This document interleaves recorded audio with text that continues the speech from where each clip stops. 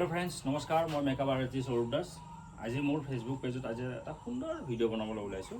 সদায়তো মই মেকআপৰ ভিডিঅ' বা কমেডি ভিডিঅ' বনাই থাকোঁ আজি এটা অন্য ভিডিঅ' বনাইছোঁ মই বৰ্তমান গাঁৱৰ ঘৰত আছোঁ এয়া আমাৰ গাঁৱৰ পৰিৱেশ মানে ঘৰৰ পৰিৱেশ সুন্দৰ সেউজীয়া পৰিৱেশ এয়া নাহৰৰ গছ এয়া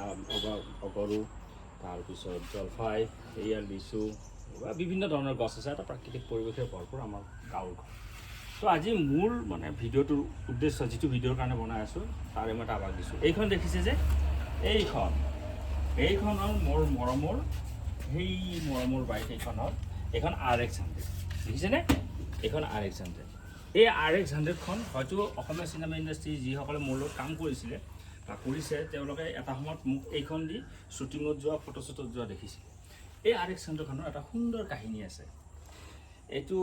2007-2008 চনৰ কথা মই এখন চিনেমাৰ মেকআপ কৰিছিলোঁ চিনেমাখনৰ নাম আছিলে ইউ আৰ নট মাই জুলি য'ত মুখ্য অভিনয় চৰিত্ৰ কৰিছিল মানে অভিনয় কৰিছিলে জুবিন দাই কৰিছিলে আৰু সেইখন আছিলে অসমীয়া আৰু বেংগলী দুটা ভাৰ্চনৰ কাৰণে বনাইছিলে চিনেমাখন ডাইৰেক্টৰ আছিলে M মনিৰাম যিয়ে মন যায় চিনেমাখন বনাইছিলে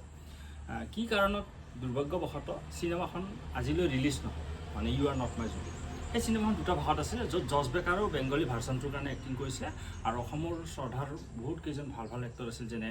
শ্ৰদ্ধাৰ বিষ্ণু সাৰঘৰীয়াদেৱ চেতনা বা এনেকুৱা বহুতজন আৰ্টিষ্ট আছিল আৰু মুখ্য কেৰেক্টাৰটোত অভিনয় কৰিছিলে আমাৰ মৰমৰ জুবিন দাই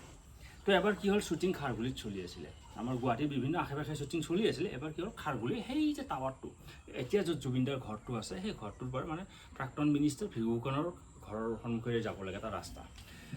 অত্যন্ত বেয়া ৰাস্তা এই প্ৰকাণ্ড পাথৰ ৰঙা মাটি এনে হেকেৰা বেকেৰা ৰাস্তা মানে গাড়ী মটৰ কোনো যাব নোৱাৰে খোজকাঢ়ি যাব পাৰে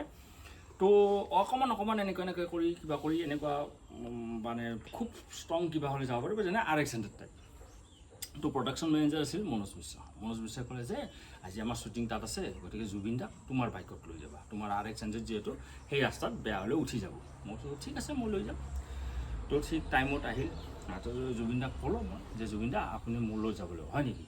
তই কিহত যাবি বোলে মোৰ RX 100খন যাব তাত বেলেগ গাড়ী নাযায় জুবিন দা ঠিক আছে হ'ব ঠিক জুবিন দা আহিলে এইখন মোৰ মৰমৰ RX 100 সেইকাৰণে মই এইখন স্মৃতি হিচাপে ইয়াতে থৈ দিছোঁ আৰু মানে খুব মোৰ মৰমৰ বাইক জুবিন দাই আহিলে এনেকৈ মই উঠিলোঁ মই কিন্তু ইয়াতে বহি আছোঁ মানে যিহেতু এনেকুৱা ৰাস্তা হেংকেৰা বেংকেৰা বেয়া একদম মই ইয়াতে বহিছোঁ মই কৈছোঁ জুবিন দা আপুনি খালি মোক ভালকৈ ধৰিব জুবিন দা বাওঁ হাতখন দি মোক ইয়াতে পেটটো তেনেকৈ ধৰি লৈছে মই কৈছোঁ ঠিক আছে মই জুবিন দা আপুনি যিয়ে নহওক মোক কিন্তু এৰি নিদিব মই চলামেই আৰু মেকআপৰ বস্তু মই এনেকৈ কিবা কৰি পঠাই দিছোঁ হাতে মোৰ এছিষ্টেণ্টৰ লগত এনেকৈ কৰি জুবিন দাক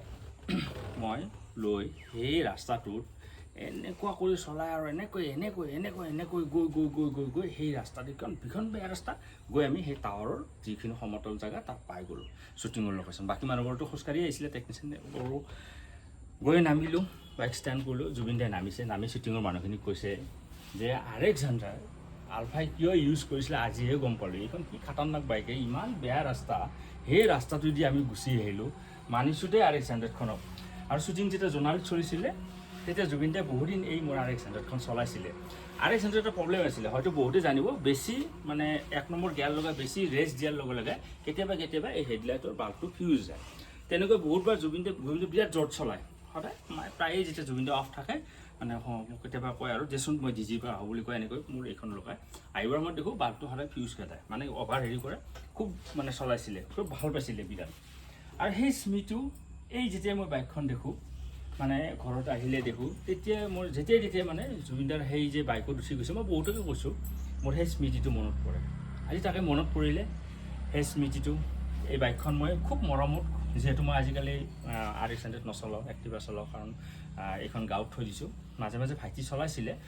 মাজতে মই অকণমান মডিফাই কৰিছিলোঁ এইবোৰ অকণমান চেঞ্জ কৰি দিছোঁ বাকী চব একেই আছে এই লাইটকেইটা চেঞ্জ কৰিছোঁ ইণ্ডিকেটৰ এইটো চেঞ্জ কৰিছোঁ বাকী অকণমান হেণ্ডেল লৈ মডিফাই কৰিছোঁ বাকী চব একেই আছে এতিয়াও কি হৈছে এই ঢাকনিখন লগালে বাকী আৰু ঠিক কৰিলে অকণমান ঠিক কৰিলে এইখন ঠিক হৈ যায় কিন্তু বৰ মৰম কৰি ইয়াতে থৈ দিছোঁ আৰু এই বাইকখন দেখি জুবিন দালৈ মনত পৰিলে সেয়ে ভাবিলোঁ সৰু স্মৃতিটো আপোনালোকৰ সৈতে শ্বেয়াৰ কৰোঁ